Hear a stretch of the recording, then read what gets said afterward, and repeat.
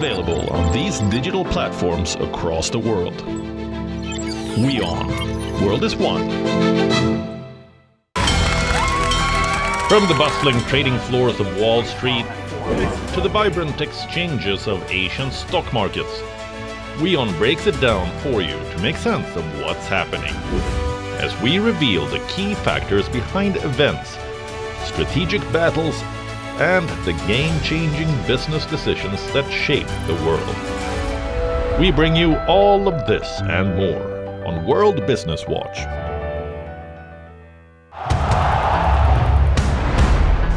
Everyone loves a contest.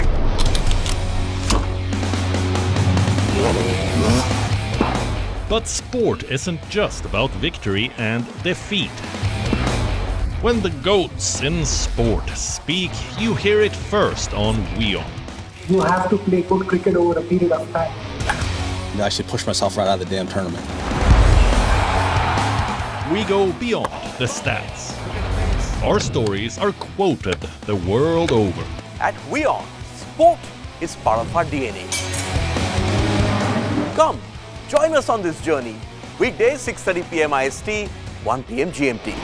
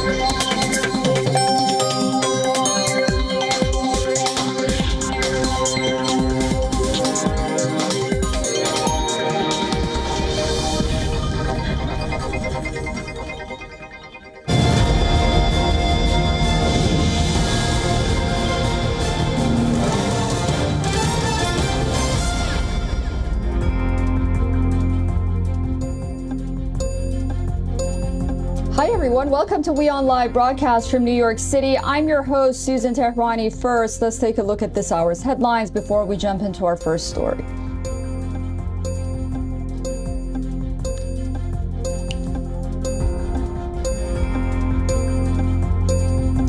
Russia says that its forces have taken control of a village 40 kilometers southwest of the Ukrainian city of Donetsk, the second advance in the last 2 days.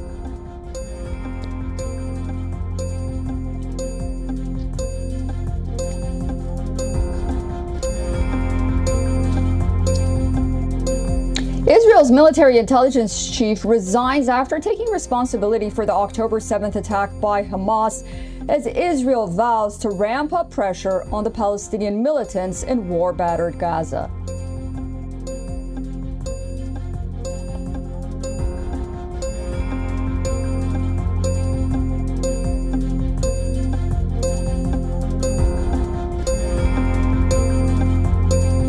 Turkish President Recep Tayyip Erdogan arrives in neighboring Iraq for his first state visit in years, with water, oil, and regional security issues expected to top the agenda.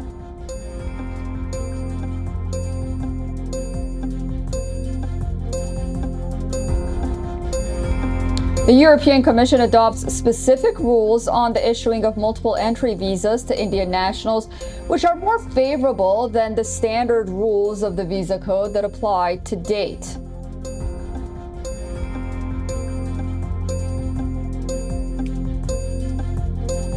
A former winner of France's version of the singing competition The Voice, Kenji Girac, hospitalized after being shot in the chest. It is not immediately clear what led to him being shot.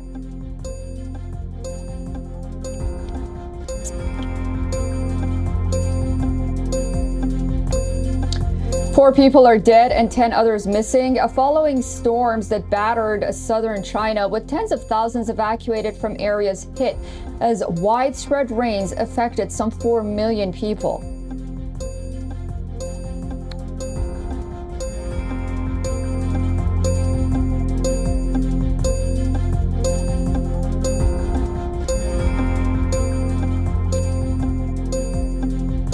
World number one Novak Djokovic pulls out of this week's Madrid Masters. The 24-time Grand Slam champion is winless this year and is searching for answers ahead of next month's French Open.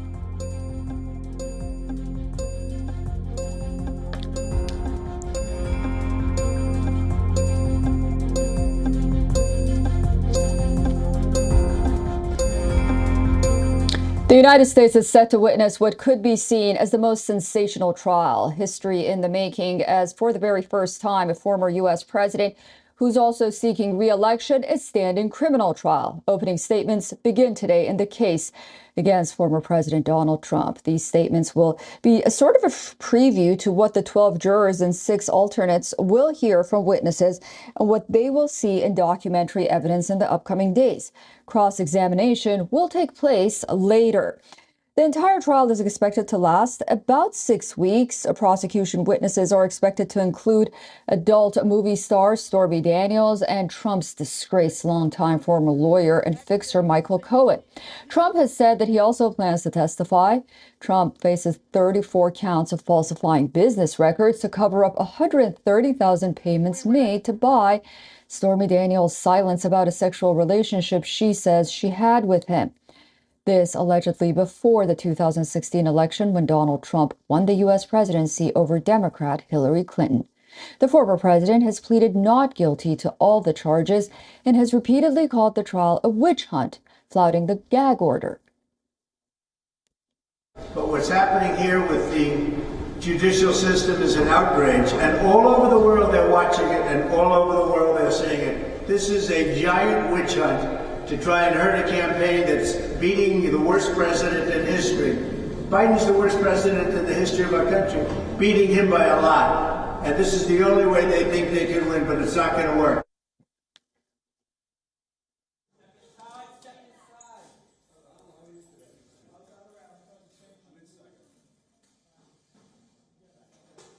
Trump can be imprisoned for up to 4 years if convicted, although a fine or probation is more likely. A unanimous verdict will be required to convict the former president, who has been ordered by the judge to attend each day of the trial. The trial could pose a big risk for former President Donald Trump less than 7 months before Election Day. It will keep him engaged for weeks, while President Joe Biden will use this time to ramp up his attack against his opponent and also campaign all across the country. New polls suggest that Biden is inching up closer in the race as he is trimming Trump's lead. According to a new NBC poll, Trump is at 46%, while Biden is trailing with just 2 points behind at 44%. Back in January, Trump stood at 47%, while Biden was trailing with 42%. Meanwhile, the so-called hush money trial today is the less significant trial of the former president.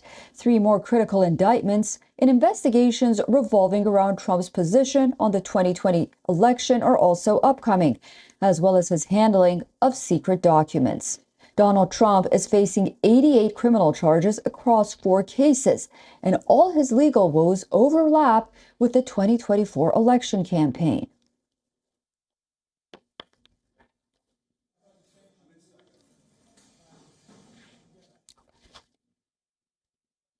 At least 5 rockets were launched from Iraq's town of Zomar towards a U.S. military base in northeastern Syria. According to Iraqi security forces, a major search operation has been launched in northern Nineveh province. The vehicle used in the attack has been found.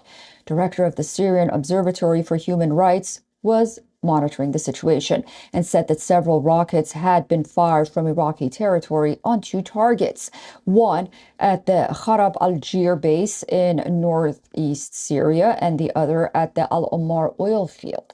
Those are the 2 most important American bases in eastern Syria. The director accused the Islamic resistance in Iraq for staging the attack. Islamic resistance has claimed most of the attacks on U.S. forces carried out between mid-October and early February. It is the first major attack against the coalition forces in several weeks. This also comes days after Israel reportedly responded to an Iranian attack with a drone strike against the Islamic Republic. The United States has around 2,500 soldiers stationed in Iraq and nearly 900 across the border in Syria as part of an international coalition created back in 2014 to fight the Islamic State terror group. Sunday night's rocket attack came against the backdrop of increasing tension in the region.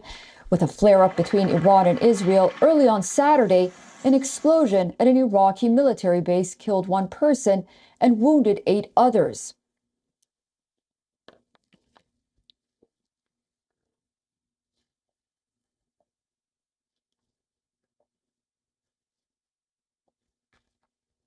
Israeli leaders harshly criticized an expected decision by the U.S. to impose a series of sanctions on Israeli military and police units. In the latest sign of growing U.S. frustration with the policies of Prime Minister Netanyahu, the decision will make the first time Washington has imposed sanctions on IDF units inside the Israeli military.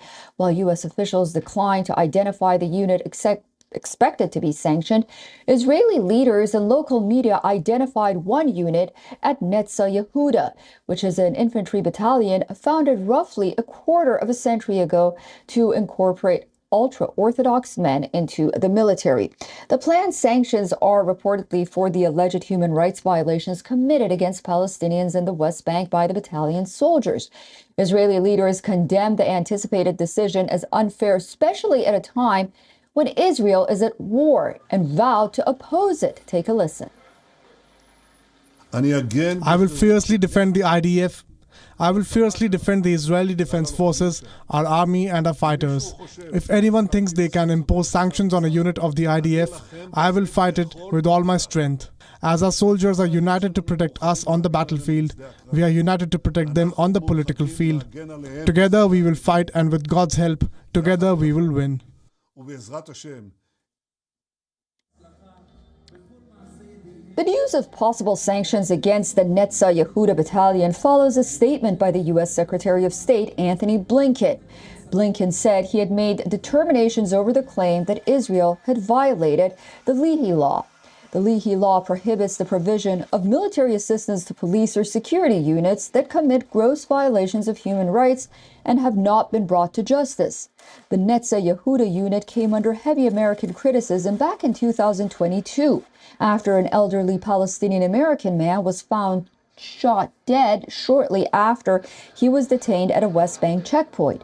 The army said in a statement that its Netza Yehuda soldiers are currently participating in war efforts in the Gaza Strip.